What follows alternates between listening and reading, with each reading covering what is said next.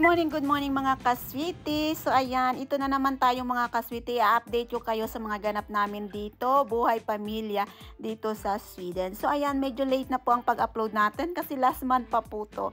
So isa po to sa mga tradition nila dito sa Sweden. So every year pong may mga ganitong ganap. So ayan, syempre pagdating dyan ng ating anakis ay nag-request niyan. So ayan, pagbigyan natin dahil minsan lang naman yan. At syempre ang nanay gusto ko rin kumain, o diba? So ayan, time check nung time na yan ay 6 o'clock or magsi-7 nung time na to. So maliwanag pa, ganyan po dito kapag tagliwanag na, kaya nagse-celebrate ang lahat, o diba? So ayan nga, magi-start po ang pa-bonfire nila ng 8 o'clock. So ayan, soon magi-start na dyan. So ayan, habang hindi pa nagi-start, so ayan yung mga stick na susunugin mamaya. Then may program, may mga ganyang ganap. Tradition po yan every year. May mga carousel po dyan para sa mga bata.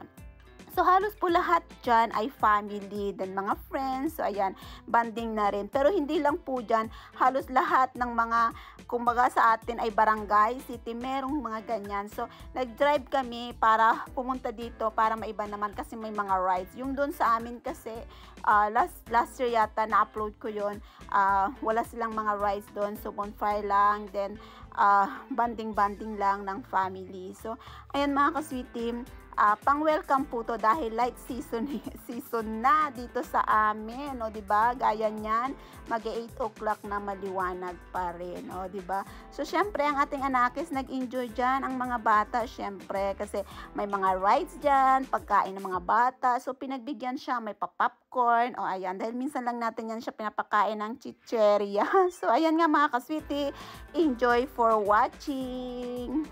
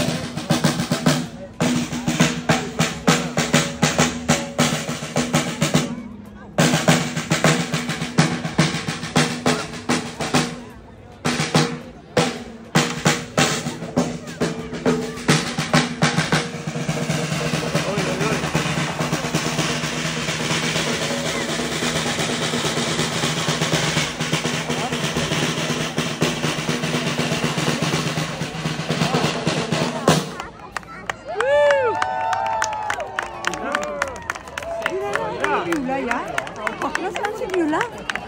Nasaan si Beulah, ja? Johan? Vi klarar oss inte behöver innan.